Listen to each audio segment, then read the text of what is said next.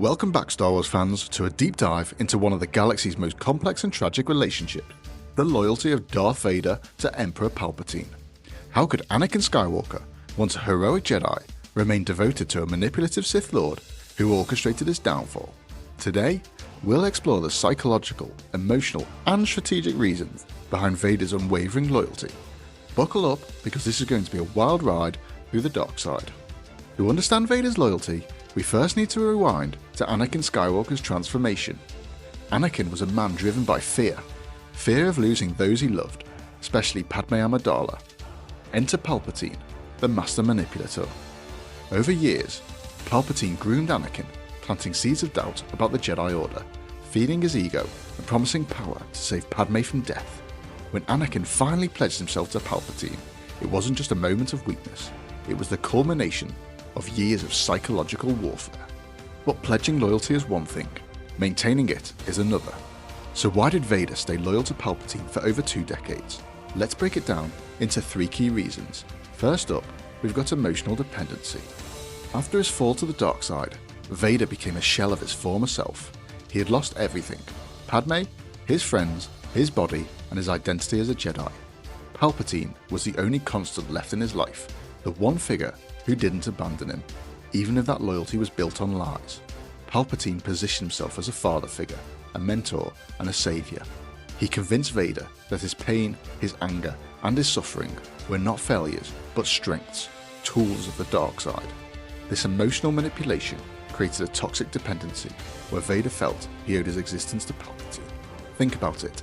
Vader's life was misery, sustained by machines and fueled by rage. Palpatine was the architect of that misery, but he also gave it purpose. Without Palpatine, Vader's suffering would have no meaning, no direction.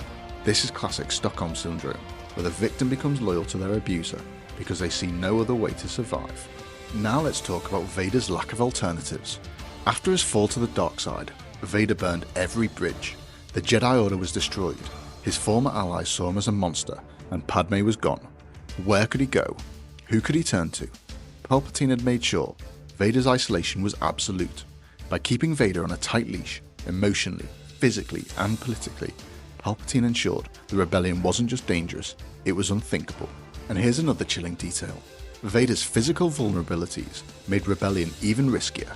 After his injuries on Mustafar, Vader's cybernetic suit, whilst powerful, left him critically vulnerable to Force Lightning, Palpatine's signature weapon.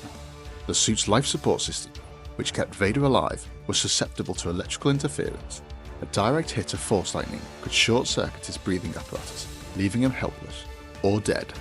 Palpatine, the master of this deadly technique, held this weakness over Vader like a sword of Damocles, a constant reminder of who truly held the power. This physical dependency reinforced Vader's loyalty, as defying Palpatine could mean instant annihilation. Finally, let's not underestimate the strategic alignment between Vader and Palpatine. Vader wasn't just a pawn, he was a willing participant in the Galactic Empire's vision. Both shared a belief in order through strength, in crushing rebellion, and in dominating the galaxy.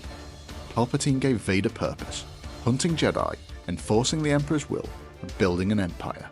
Vader's loyalty wasn't just blind obedience, it was a shared ideology, even if twisted by Palpatine's manipulation. But here's the kicker. Vader's loyalty wasn't absolute. The seeds of doubt were always there, buried deep, and it took the one thing Palpatine could never control, love, to break the loyalty. When Luke Skywalker, Vader's son, refused to join the dark side and faced death at Palpatine's hands, Vader's true self, Anakin, resurfaced. In that moment, he realized Palpatine's promises were empty, his loyalty misplaced. Vader's final act, killing Palpatine to save Luke, wasn't just redemption, it was the ultimate rejection of decades of manipulation, even at the cost of his own life, as Palpatine's Force Lightning ravaged his already fragile systems. But why did Vader remain loyal to Palpatine for so long? It was a toxic blend of emotional dependency, isolation, physical vulnerability, and shared goal, all masterfully orchestrated by the Emperor.